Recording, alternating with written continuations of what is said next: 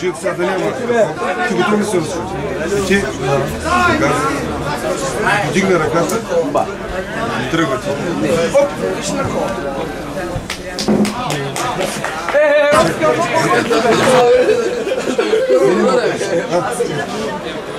Готови ли си?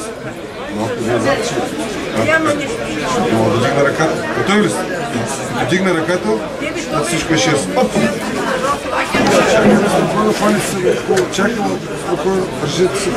Когато дигна ръката, си готови. Чакай. Не го сетите.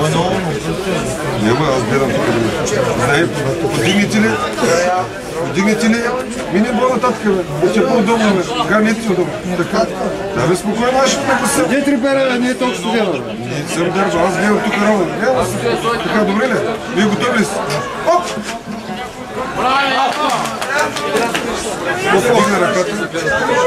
Дигна ръката. Айде. Оп! Браво, кружка!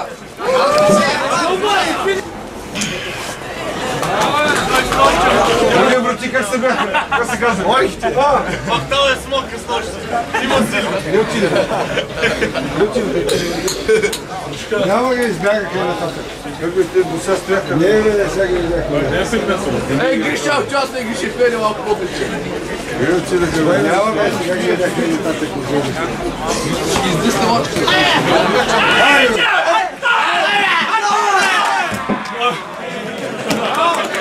Бобочето. Оронес. Чета, забравяйте да ти... Ajde Čaškin Karakosta. Без паника. Идва Чашка. Олко, присъдко! Айде! Добре там!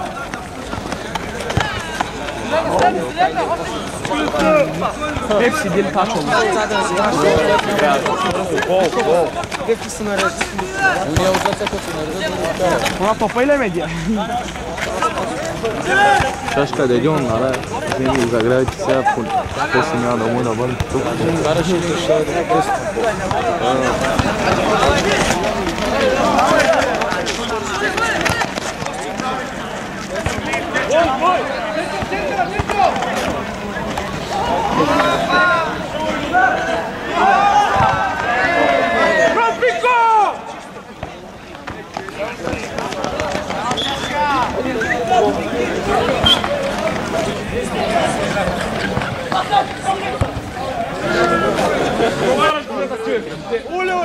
Ей, Рома, фаржока, ако ти вкарат фаржока, колата ти фаржока.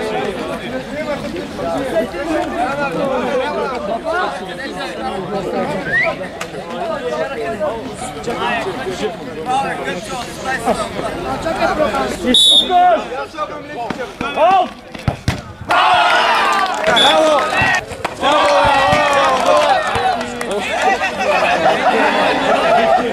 Još един път стиге! Ти сачката на телече! Сел!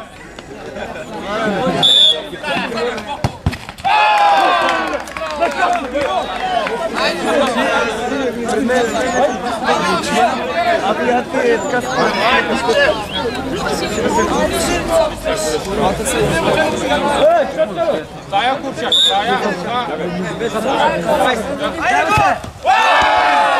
Дека. Ти можеш да ти се освободи. Една спитка е това горе! Стига пуста! Ей, сама явнихте, те ми да викам, дай топката, какво ме вижте това?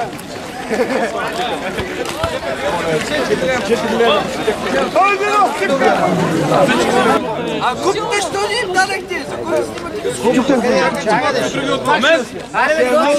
Чакайте малко и други отбор. Зачев див! Една го чакава да ере. Провеждат състезанията Дискотека в чест на празника на училището. Всички се включиха, кой с каквото може, кой с участие, кой с подкрепа на тези, които участват. Благодаря на всички. Но всички не могат да бъдат на първо или на второ място. Има победители, има и такива, които изостават. Сега са победителите. На първо място футбол, 11-я. Браво! Няма такъв. Ти старши треньора, няма. Така. Браво, капитане! Въпреки, че си 10-я.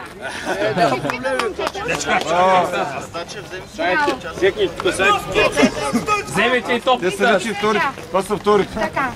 Вторите, им дайте ми от супер. На второ място,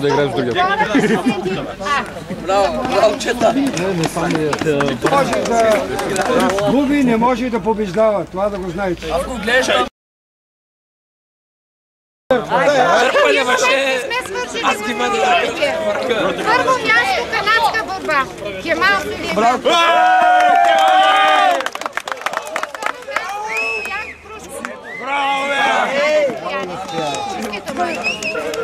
Как ще И на второ място дърпане на въже 12 път. И българи са не заради твоята слава и твоите подвизи и твоята бранна сила, а заради той, че съм безсилен да забравя за ослепелите бойци на Самуила. Да търси, който ще в теб сполука бърза и почести и власт, със страст една и съща. Страданието мен по-силно с теб ме свързва и нашата любов в една съдба превръща. Си ми нужна. Земя, щастлив съм аз, че моята кръв е южна, че от кремък твоя стар Балкан. Какво, че биха вълци и чакали и с твоите чеземе си цяло мироздание, че аз те меря не на разстояние, а с обич, от която съм пиян. На този ден, 9 март, празнуват всички учебни заведения, предприятия, битката при Колокотница. Само с една победна битка, тази при Колокотница, Иван Асен II печели война, каквато няма записана в историята на Второто българско царство. През 1230 година епирският владетел Теодор Комнин нарушава договор с България и с многобройна войска навлиза в земите ни. Той е толкова сигурен в победата, че води със себе си цялото си семейство. За да вдъхнови войските си, Иван Асен II заповядва да окачат на копие договора с Теодор Комнин. Много подробности за битката не са известни, но се знае, че Комнин е победен и взет в плен заедно с цялото му семейство. Иван Асен II освобождава пленените войници, необикновена за ония времена милост. В резултат на управлението на българският владетел, границите на страната ни достигат до 3 морета – Черно, Бяло и Адриатическо. Единствено Цариград остава под властта на латините. След победата на 9 март 1230 година Иван Асен II започва да се подписва като цар и самодържец на всички българи и гърци. Титулата, която Симеон Велики взима въпреки протестите на Цариград, Иван Асен II носи без никой да му я оспорва. Превръща Търново в трета по важност столица в Европа след Рим и Цариград.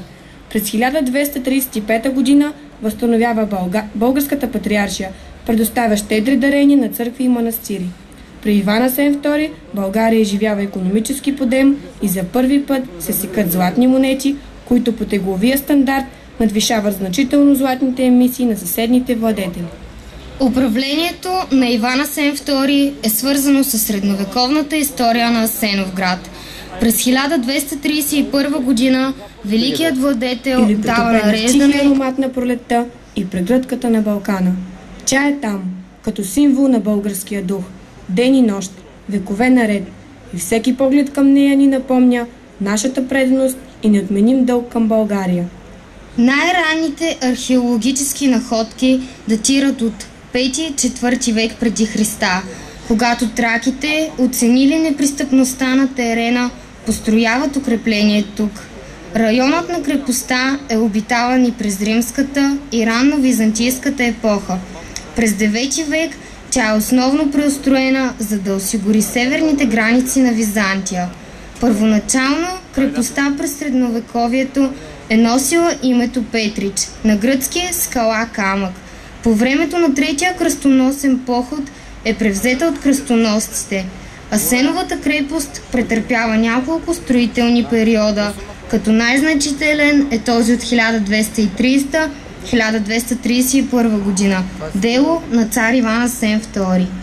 8-редов надпис на старобългарски език над входа на крепостта увековечава неговата историческа победа над византийския император Теодор Комнин в битката при Колкотница и свързва завинаги града ни с едни от най-бляскавите страници от българската история. Този надпис става повод за даването на новите имена на крепостта и на града ни. Всичко това обаче не е минало гладко и безпроблемно. В началото хората са смятали, че този надпис има лечебна сила.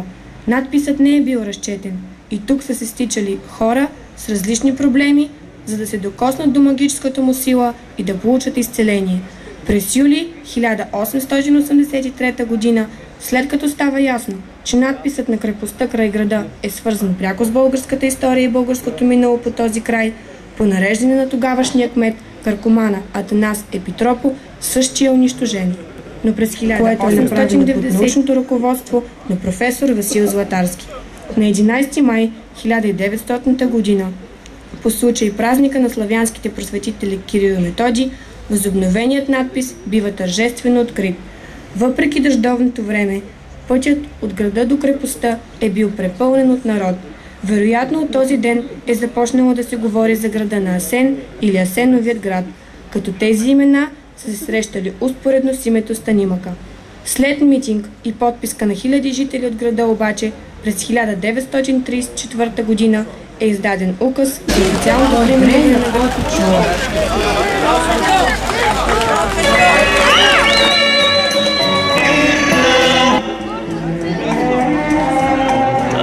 Трудното небе чака моето дете да се върна. Моя страна, моя България, моя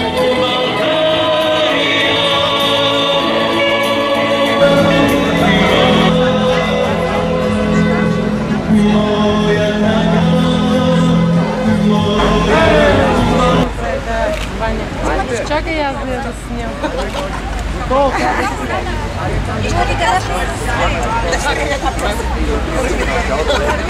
Ай, по-бърно!